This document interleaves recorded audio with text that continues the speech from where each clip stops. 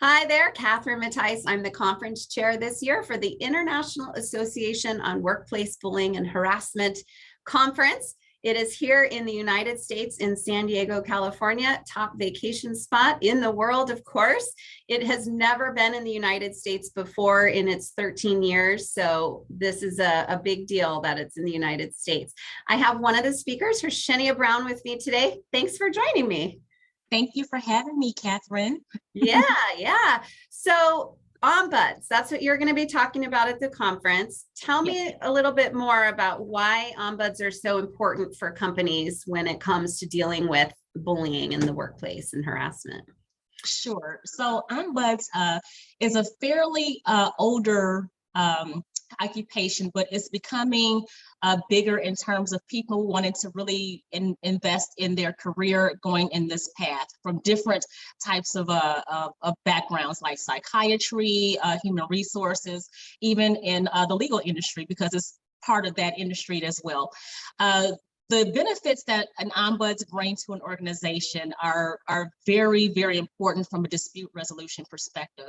Ombuds operate within 4 principles, which are confidentiality, informality, neutrality, and also independence. So a lot of people don't understand or know what an ombuds is.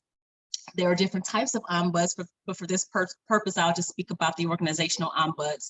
The organizational ombuds is there to help as another resource, probably the first point of contact for people who have any issues. And what they do is, because they're so confidential, they help that person, their term visitors, an employee can come and speak to them about their concerns and confidentiality. And for the most part, if you have an office of ombuds that's established with an organization, they're in a separate part of the organization where people don't even know that a person is coming in to visit them with their concerns. But there are also people like me who work from an outsourced perspective, to where I can visit with that visitor online virtually through a very encrypted process. But that ombuds is there to help with any concerns, including bullying, if a person is experiencing bullying in the workplace, to help them decide what direction they need to go, what are some alternatives, to help with interpreting policies for their organization as well. So it's very much a trust building component to an organization for a person who has concerns. Yeah, and obviously very different than HR. If someone tells HR, it's a whole opens a can of worms, but you don't have that obligation to manage it or deal with it. Your goal is to be that safe space, it sounds like. That is true, yes, because the ombuds operates independent, so they're not an office of notice. They don't do investigations. But what they do is they do data gathering for all the visitors that came into their office within a particular period of time to determine what are the systemic issues that arise in this organization. The ombuds will also report to the highest level of the organization to give them a report, that person report in terms of what the visitors, what are we more so seeing that's arising within the culture of this environment, of this organization. And we would suggest some recommendations, but it's ultimately up to the senior leadership, executive leadership, to determine what they need to do to curb these systemic issues and create a better working environment. Yeah. So what will you be talking about at the conference without revealing the golden nuggets? I think I revealed a little bit of it already. More so talking about, as specific to bullying, what an ombuds can do for a person who is experiencing bullying. A visitor can come in to talk to the ombuds to discuss what their issue has been, and again, going over some options, but understanding how to empower that particular person with making those decisions. Because bullying is, as we know, it's very prevalent.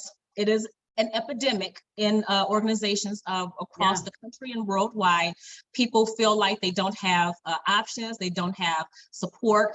The ombuds is not there to advocate for one person or the employer or the employee, but it's there to basically give options for to resolve the issue with bullying, whoever this person is experiencing bullying with. And what does that look like?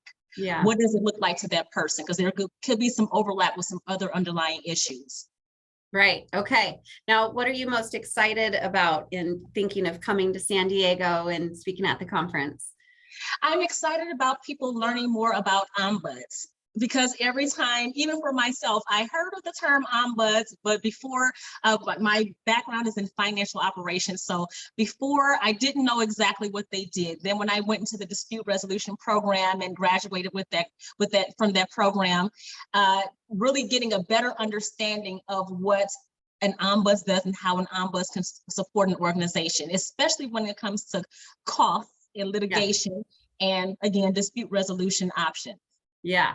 All right. Awesome. And there's other ombuds presentations as well. So you'll get to meet some other ombuds who are focused in this world. Well, thank you, Herschenia, for joining me here. And again, for all the listeners, San Diego, check out the links, buy your ticket, and we'll see you there. Thanks, Herschenia. Thank you for having me. Thank you. I appreciate it.